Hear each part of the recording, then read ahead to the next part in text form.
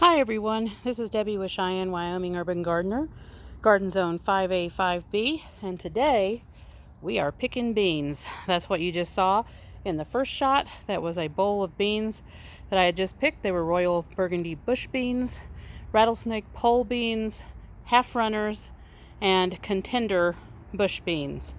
And I think I had maybe one top crop bush bean that made it through this time. It has been very hot today. It was 94 degrees. This is July 23rd, and it has been so very hot. And I had just posted a video showing how much it was raining just the day before. And it's been some craziness out here, and we are dealing with a lot of mosquitoes this year too. I am just killing them on me left and right. They are just really bad this season. And I noticed that Bake a Leg and Let's Dig It, that's another channel that we follow, is also dealing with the same thing. I've noticed some other channels mentioning that the mosquitoes have been so very bad this year, and they have. And especially here in Cheyenne, Wyoming, it has been cool and wet, very wet. We've had rain almost every day for a long time, since May 14th. And this has been the first chance that we've had to dry up a little bit. We had one little break where there was about 3 or 4 days where we dried out, and then it started raining again. We almost rained today, and there's still a potential for rain every day in the evenings, which is very unusual. That's more of a southern thing that I'm used to when I was back in Tennessee, which is where I'm from originally. But it is doing wonders as far as all of the rain for the beans. Not so much for the potatoes. In the video that I showed previously, we had some yellowing on the potatoes. Hopefully they'll pull out of that in the next couple of days with the drying out. But in the meantime, when it does dry out like this, then we have to water. But I've caught enough water in barrels that I've been watering by hand mostly, instead of using the hose, except for some things that I can't reach or just too far away from me having to carry all that water. So anyway, doing great. Got a mess of beans, which is fantastic. And in the last video, I left off with a little bit of a suspense because it started raining, it started thundering and lightning, and I had to cut the video real quickly. And that was the huge cabbages that I'm growing, the Mammoth Red Rock. So I'm going to go show those to you. In the meantime, enjoy a couple of shots of how the garden is doing. It has definitely become a jungle out here now. A little bit of a glare coming off of where the sun is setting. It's really late in the evening, but it is just exploding in growth. You can see the light just came on, so it's really late in the evening here. The corn is tasseling like crazy, and it is pollinating. I've been out here shaking because we haven't had a whole lot of wind since they started tasseling. So the best thing to do when you don't have a whole lot of wind is do some hand pollinating by coming out and shaking the tassels and watching the pollen, which is kind of fun, drop down on all of the silks that are coming up on the corn. And then we've got beans planted around the corn as well, and those beans are just about to the top of a lot of this corn. So we will have beans that will need to be picked in the corn as well, and they're kind of hard to see when they are in the corn and as close together as I have to plant, because it is such a small space. But everything is just looking wonderful. We are beginning to get squash now that are setting on vines. You can see a couple of them if you're looking really closely in the video. So everything out here looking just beautiful. It's nice and lush and green, except for that little bit of yellowing on my potatoes that you can see. We still have potatoes blooming. These are the Yukon Golds in the back. And then there's 2 rows of Yukon Golds, so I'll show those to you that are here. And then 3 rows of Kennebecs in here. And we also have Kennebec potatoes here that have not bloomed yet. These were planted later, so they have not bloomed. I think only one of them is showing buds right now. So these need to bloom. And all of our tomatoes, we've got gobs and gobs of tomatoes hanging everywhere, clusters like crazy. And I have been pruning. I had to be forced to prune. With how wet that it has been, we have a lot of susceptibility to diseases when it's really, really wet. like this, and pruning just became a necessity. It was getting so crammed with foliage in here that it was a necessity to go ahead and start trimming. We did have some disease start showing up on some of the vine leaves, which I have cut out.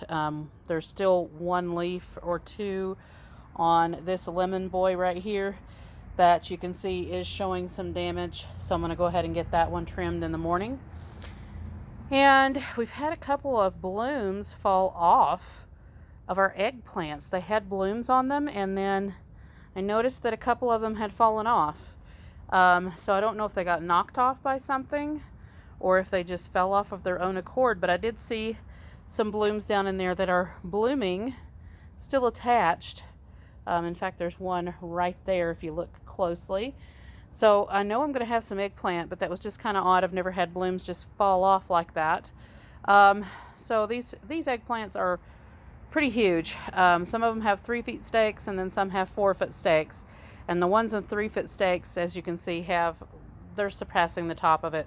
And the stakes are not there for support or anything. They're just there to mark the separate plants, because there is 2 plants in each container. And they are just doing absolutely fantastic. And I'll try to keep the video short because I am running out of battery life. But you can see there are tomatoes that are sitting on all of the vines through here. And those are the Rutger tomatoes and also the Black Prince. As you can see, I did trim more of the foliage out because, like I said, they're just susceptible to disease when you have a whole lot of foliage and a whole lot of wetness going on. And we do have some new tomato plants that we had transplanted. They are doing wonderfully through here. And then we have a couple of new tomato plants from some rooted suckers from a Jubilee, from the Jubilee tomato and also the Cherokee purple. And they perked up already this evening. And one of them has a couple of blooms on it. And it looks like it's going to retain the blooms that it already has, as long as we can keep it from drooping too much. So I really just threw in some organic fertilizer in it. And I will up pot these when they get a little bit bigger. I just threw them into the containers that I had with some soil in them. So we'll see how these do. And hopefully they'll produce some tomatoes for us before the end of the season. We're supposed to get a lot hotter in the next few days. We're still looking at temperatures in the 90s, getting really up there. Upper 80s, upper 90s on a lot of days that we're seeing in the forecast so far. So the potential for hailstorms and rainstorms becomes real. So anyway, there's those beans again that we picked. Aren't those absolutely gorgeous? Not a spot on them. Absolutely beautiful. Our kiddie pool containers doing absolutely amazing. And our hibiscus has blooms all over it. And just like I said, it's just been a couple of days since I have them moved over here to the south side that has more sun. And they have just been producing blooms like crazy ever since. They just work so fast. You can see this one threw a bloom on already. And look at those clusters of big tomatoes.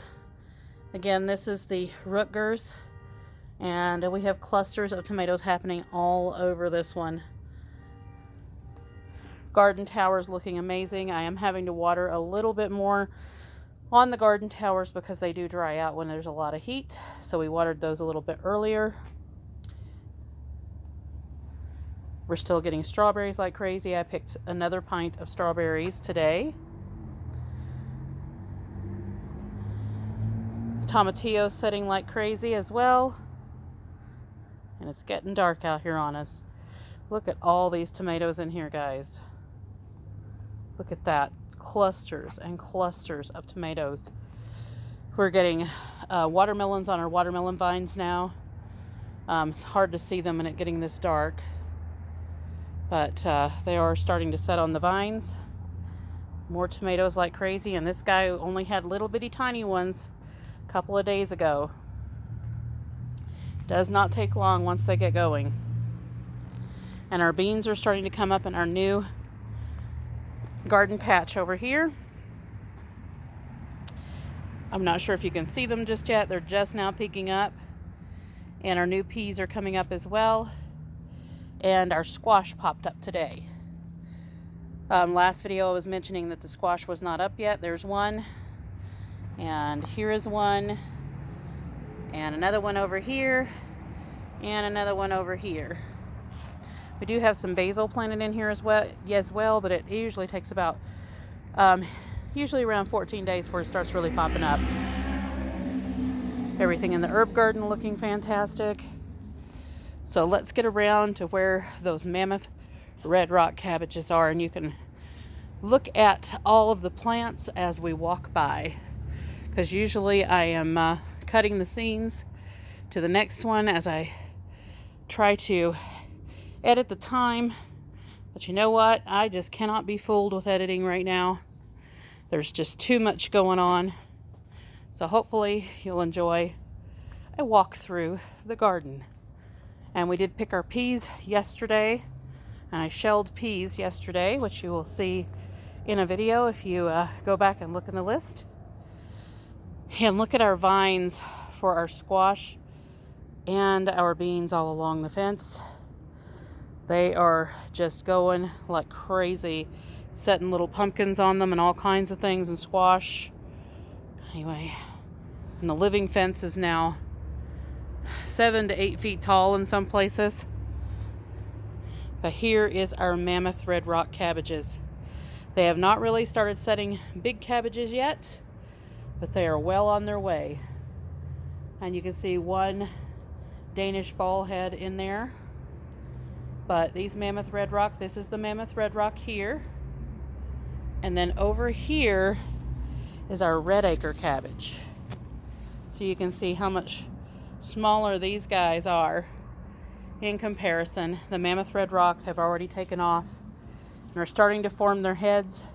And I look really forward to seeing what these guys are going to look like. They're supposed to be anywhere between 9 and 12 pounds are typical, but they can get 26, 27, 28 pounds is what I've learned. So hopefully we'll get a good harvest from those. And then here's our Danish ball heads over here.